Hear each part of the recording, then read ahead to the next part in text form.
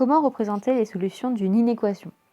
En classe de troisième, nous allons représenter les solutions d'une inéquation sur une droite graduée dont nous allons colorier une partie qui représentera nos solutions. J'ai écrit ici la dernière étape de 4 inéquations pour illustrer la méthode. Première inéquation. Les solutions sont les nombres inférieurs ou égaux à 3. Je vais donc colorier sur ma droite les nombres qui se situent à gauche de 3, puisque cela représente les nombres plus petits que 3.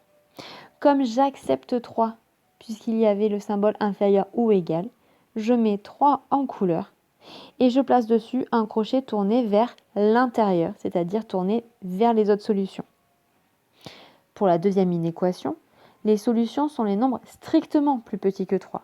Je colorie donc la partie à gauche de la droite qui correspond au nombre plus petit, mais comme je n'accepte pas 3, je ne le mets pas en couleur et je place dessus un crochet tourné vers l'extérieur, c'est-à-dire qu'il n'est pas tourné vers les autres solutions. Troisième inéquation, les solutions sont les nombres supérieurs ou égaux à 3. Je vais donc colorier les nombres à droite de 3, ce qui correspond au nombre plus grand que 3.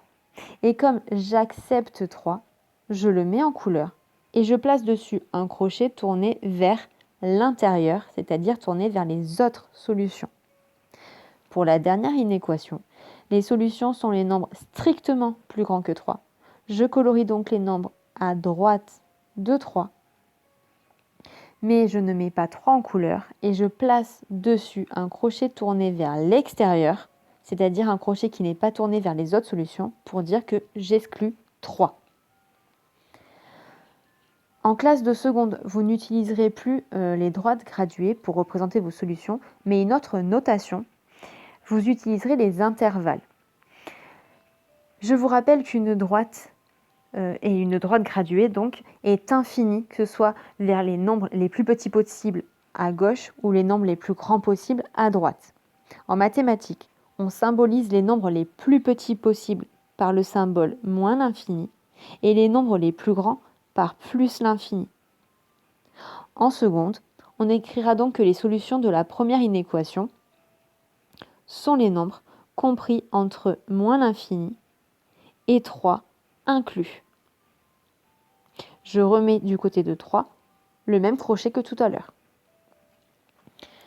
Pour la deuxième inéquation, les solutions sont les nombres compris entre moins l'infini et 3 exclus. Je remets le même crochet. Pour la troisième, les solutions sont les nombres compris entre 3 inclus et plus l'infini. Pour la dernière inéquation, les solutions sont les nombres compris entre 3 exclus et plus l'infini.